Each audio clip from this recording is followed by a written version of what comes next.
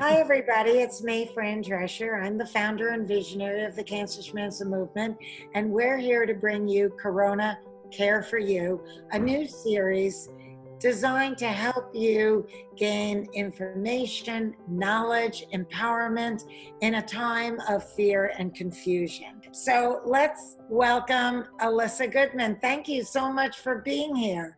Well, thank you for having me, Fran. I'm always honored and especially honored to do something with you. So Oh, love thank you. everything you've done.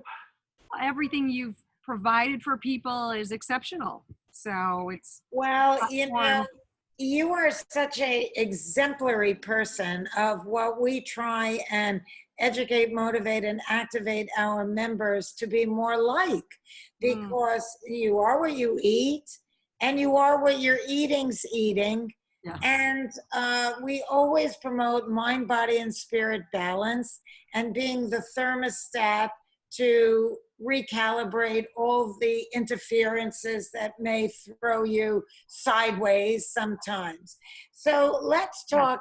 Can you share a little bit about your personal journey and how you arrived here? Growing up, I got every illness and I was always tired and just never felt mentally clear, Were energy. you born cesarean section? I was natural, which is interesting. I was natural childbirth by my mom.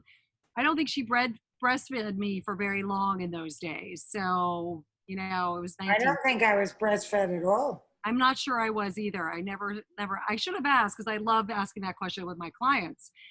But I had a low white blood cell count. So I got these blood shots every 28 days for years, which was very traumatizing as a kid. When you probably could have jumped on a rebounder. Exactly. But they didn't know Could have that been then. so much more. I know. They didn't. She was a little ahead of her time because she did take white bread. She gave us whole wheat. She took soda out of the house. So she kind of was like a little bit moving in Flying, that yes. direction. Yeah, she had asthma. So she was looking for ways to heal herself. And my parents were very motivated, type A, just really accomplished a lot, were very successful. So between physically not feeling well and emotionally kind of not keeping up, it was a double whammy for me. And I don't think I ever put the two together until I was diagnosed with cancer. I mean, I definitely went the fast track, wanted to succeed like they did, wanted to make a lot of money, right? Go up the corporate ladder. The American dream, lived in New York for 10 years, was always sick. And finally, I just decided, I really needed a little slower paced life, moved my husband to Los Angeles, and ended up getting diagnosed with cancer at 32. And I saw two doctors that were basically, oh my God, this is terrible. You know how a lot of them treat you. You haven't even been staged or you don't even know where it's at. So then I went to a third doctor reluctantly, and he was at St. John's in Santa Monica. He was such a beautiful soul, two beautiful souls on that journey for me. He was one because it was staged then, it was an early stage. And so he sat me down and he said, "Are you happy?" And I was like, who asked that question? And a doctor asked me, "Are you stressed? What's going on in your life? What do you love? Are you passionate about what you do for a living?" I just burst into tears. That's a doctor that was very influenced by Asian wisdom and Eastern medicine, who connects emotions with the ease or dis-ease of the body. Absolutely, 100%. And he was Chinese. Okay, so there you go. Got it. Yeah. Right. And the masseuse, when I got diagnosed, was massaging my neck and shoulder blades sitting up.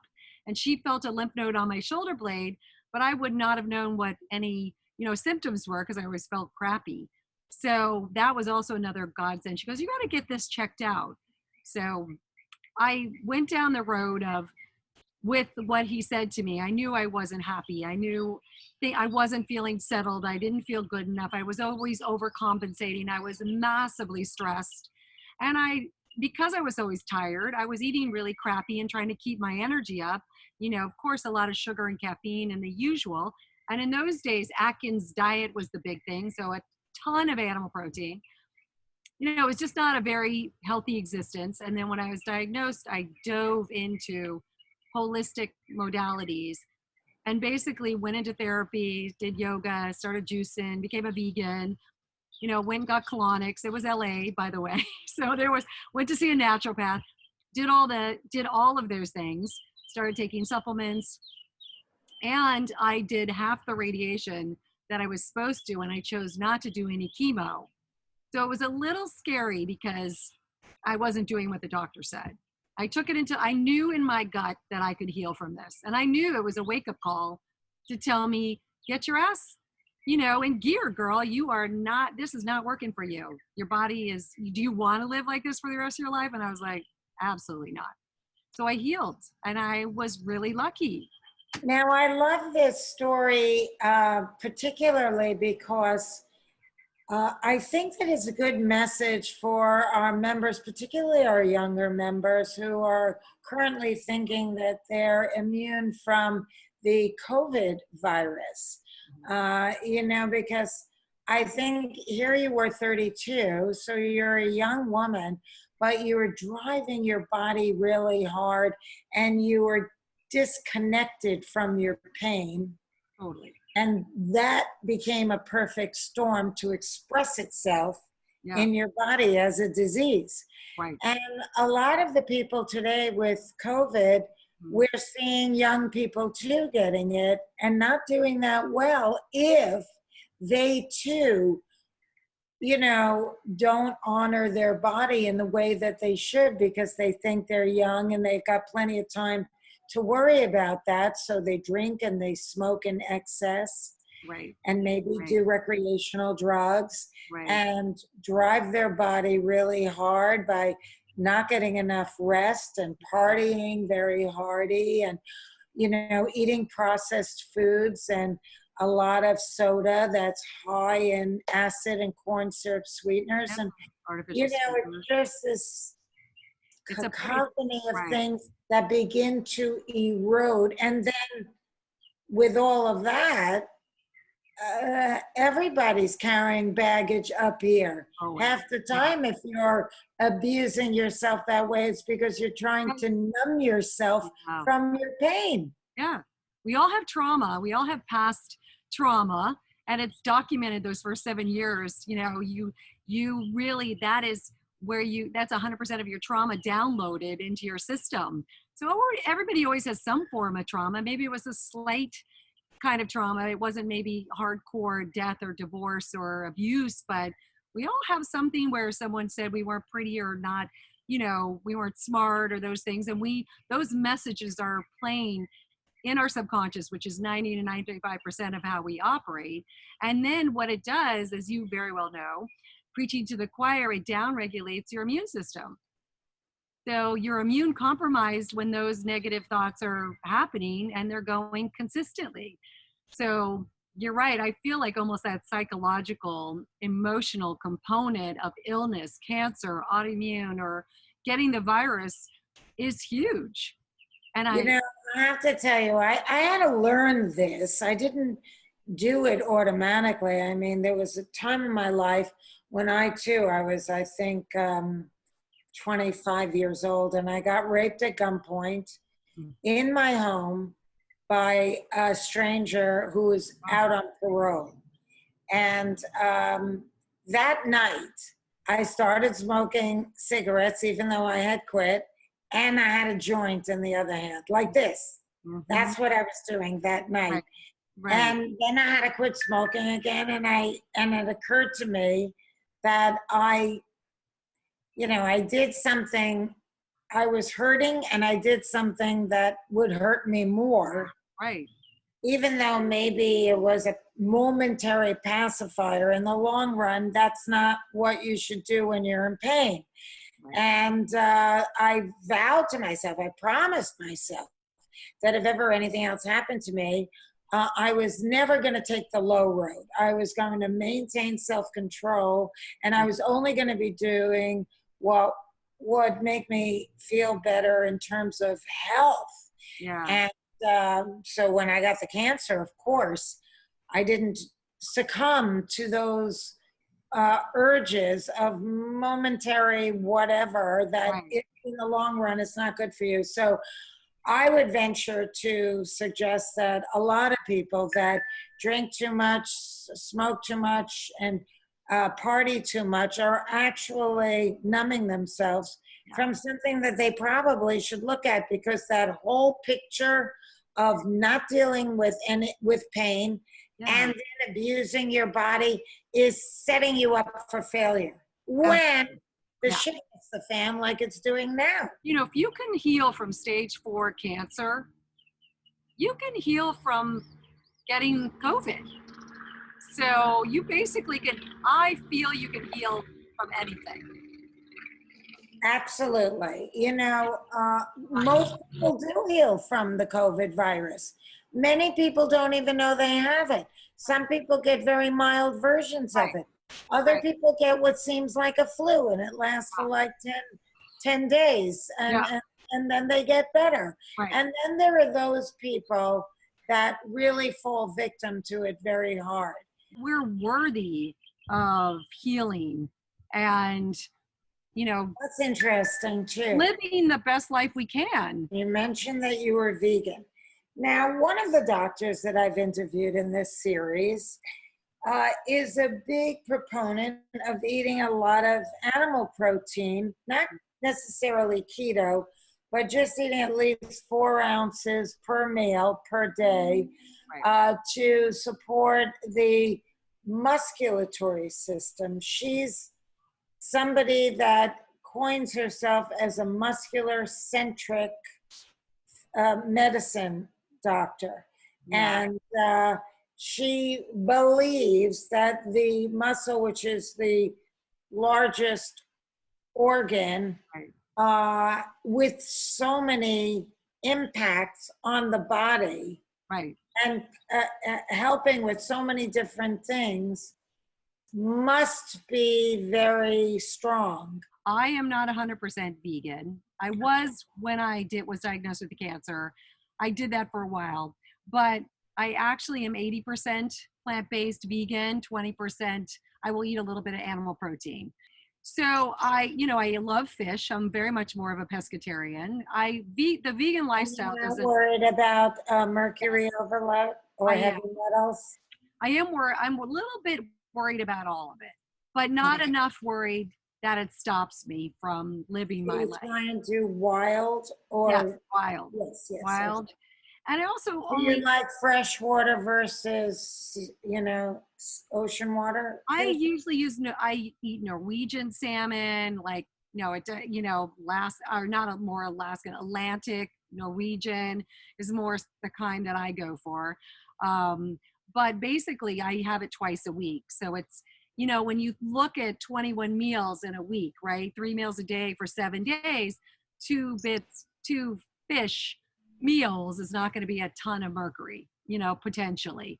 It's right. So I kind of just, and also I'm a soy girl. So I know that there's a controversy out there about soy, but all the research that I've dove into is that whole soy products do not, increase your risk for breast cancer. So that I don't know what you. Yes, no, we had a breast cancer specialist at our masterclass health summit.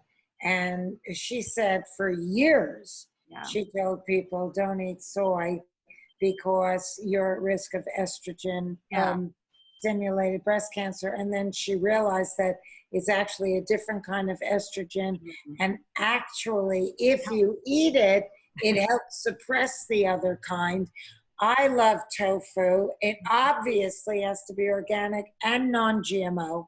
Because over 90% of the soy that's grown in this country is GMO, and it's heavily doused with agrochemicals. And it's a fantastic protein source, right? I mean, it's really like 1 cup of edamame is 20 grams of protein. That's huge. So sometimes for lunch, I will have cut up avocado and edamame and some sea salt. So, I mean, that is like almost 25 grams potentially of protein in 1 meal. So I definitely feel like I'm getting, I have muscle, I lift weights, I work out. I mean, that's where I feel the muscle develops. Is really that is breaking down the muscle and rebuilding the muscle. And, but I think I feel like I really do get the amino acids and all what I need. I mean, I feel clear-headed, I feel energized. So I think if I didn't, I might try it, to go down a different path. But, I'm most Now, like, do you always incorporate plant protein with like green vegetables and stuff? Or do you always include plant protein when you're not incorporating animal protein? Yeah, I'm always incorporating plant protein. I am a huge veggie girl. So, I mean, that for some reason, when I got diagnosed with cancer and I started juicing carrots and beets, which I wouldn't juice today, but Too much sugar? because too much sugar. Yes. Yeah. What kind of supplements do you take and recommend to people? I'm a huge probiotic girl.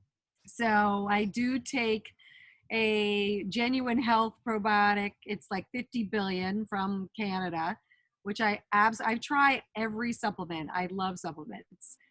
I do that one. I also like Seed. Have you heard of Seed? SEED? No. It's a human strain probiotic. It's kind of revolutionary. So I do a combo of both of those. And what about prebiotics like acacia fiber? What I do is I'm constantly eating like slightly green bananas. I eat a lot of onions. I eat a lot of prebiotics. So those are the dandelion greens. Those are considered prebiotic food. Right. Especially slightly green bananas are amazing at prebiotics. Really? I never heard of that. I love bananas. I'm constantly probably having at least 5 a week in the morning. Wow. Yeah. So the tricky thing is to keep them slightly green, not to have them turn to brown. And that's considered a prebiotic. Yeah. And I love artichokes, Jerusalem artichokes. So I try to eat and I eat a ton of fiber. So I don't really focus on the prebiotics. I just focus on the probiotics. I drink coconut kefir. I eat sauerkraut. So I eat a lot of I don't love kimchi, a little too stinky for me, but I love probiotic foods as well. I feel like, people need to sort of tune in and be more in tune with just what you said. If they eat something, they have some sauerkraut or, kombucha and they don't feel good, their body is telling them something, right? That's another thing we really need to own for ourselves, because it's like we're looking to all these other people to tell us what to eat and drink. And we're not a cookie cutter mold. Well, no. There's so many different varieties of what's going on, and everybody's gut is different. Like, so some people can't even digest animal protein that well. Some people, as have an issue with legumes and beans. And what are your thoughts on dairy? I hate dairy. I'm an anti-dairy. But I have to say, every once in a while, I grew up eating cheese, and I love cheese. So I will go for a pizza, or I'll definitely a cheese platter at a party. Maybe hopefully again, I'll go to a party and but I will devour that cheese platter and I will not feel good afterwards. So, but I do not eat cheese. I hardly eat gluten. I watch my sugar. So hardly eat gluten. So you'll have a little pasta once in a while or a piece of bread? Yeah. Yeah. But not very often. I don't. Okay. Yeah. I don't crave it. You found what works for you. Right. And I really focused on trying to heal my celiac. That went away. I'm very much into digestive enzymes as well, just because we all need a little help breaking down our food. I mean, that's also what those greens do. Mushrooms? I love mushrooms. Medicinal mushrooms, not psychedelic mushrooms, right? Right. That'll be for another program. Exactly. I love medicinal mushrooms. I take a maitake.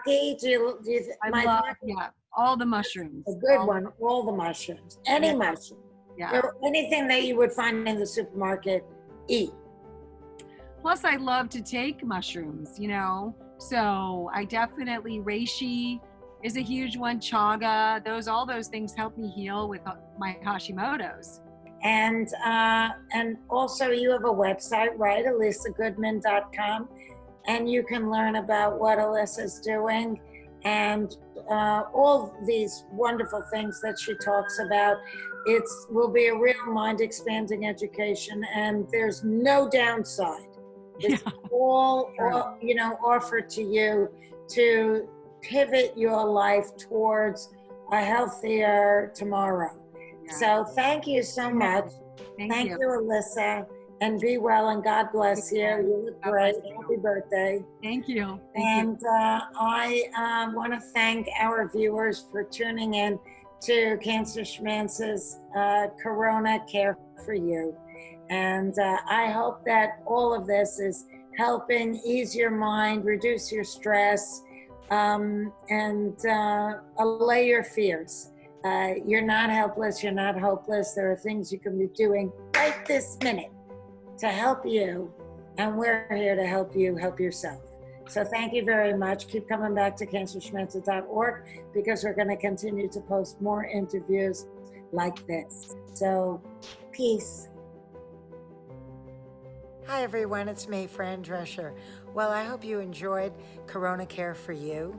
And if you did, please think about making a donation to us at cancerschmancer.org/donate. Like so many nonprofits, we've had to cancel all of our fundraising events. So it's really up to you to help keep us going. We depend on your donations, your support, and your love. There is no donation that's too small, and we are grateful to anything that you feel comfortable giving.